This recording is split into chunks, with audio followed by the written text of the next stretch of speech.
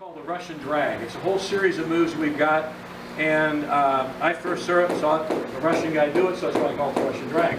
So Mike's on his buttocks and in a guard position or whatever, and you're going to come off this side. So why don't you turn around so yeah, you there. All right. Now, if he stays low, it kind of depends on what Eric does. Okay.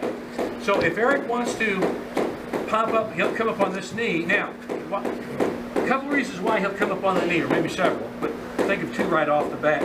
One, he's not very skilled, and he does it to get a better base, okay? He could be a new guy, and he just comes up because he's more comfortable there. Or, he has plans to maybe go back for a leg lock, if that's, included like, Sambo or Jiu-Jitsu, okay? Or, he might be wanting to pass Mike's leg, past the guard, okay? So, there are some things he has in plan, but if he does come up on that knee, could be the other one, we're working on this knee. And as soon as that knee comes up, okay, what Mike does, he kind of squirrels under there, he kind of turns under there, and he drags it, okay? Now, that's the key, that's the actual drag itself. Let's look at that again. Okay, so as soon as Eric comes up, he drags it, he collapses on his butt. Now, there are a number of things he can do from here. What the most obvious is, he's going to come right into a pin, right up on top, right into osaikomi. If you're like an MMA fighter, you might do this, you come up with a mount or whatever, or BJJ. But for our purposes, we want to hold him for time. So, Mike, just go ahead and do the whole thing. Top, comes right up, and there, he's got it right there. Now, so Mike's winning. Stay there, guys. So Mike's winning, right?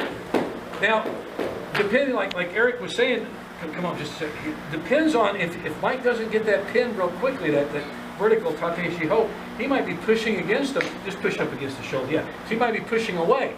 If he's dumb enough to straighten his arms out, Mike's very willing to come over and take a Juji Gatame. So, if you get a quick submission that way. So let's look at that series. Let's do that where you come up and kind of push him away. Okay. Pops up, drags him, comes up, and he pushes away, spins right into Juji. Okay? Now, we're going for the pin initially, the time hold, the osaikomi. But if he doesn't, if he pushes away, tries to avoid it, then, he gave you the arm lock, he gave you his arm, take it from him. So let's look at it one more time. Let's look at the pin, the osaikomi situation. He comes up, comes right up, covers him right, nice, Tate Shiho Gatame, right? All right? If he comes up, this time, move back with you guys. Okay.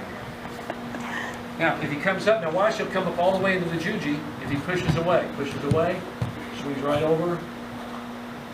And a real quick note, when he does do the step over, guys, Mike doesn't get real high. He stays very compact with his body, very economy of movement, okay? So when Mike does come up, and Eric's pushing away on the arms, with his arms, watch, Mike's still quite low. Everything's still bent, rolls over, and takes it. Don't sit up and, like pop up. Stay as close as you can. Literally sit on his shoulder. Okay, one more time, Mike. We'll go to the pin first, then we'll go to the arm lock. Right to the pin. There's the other side. Learn that one first, okay? And then we can kick right over to the arm lock. We good? Give that a try. Let's work on that a while. All right, we'll get it.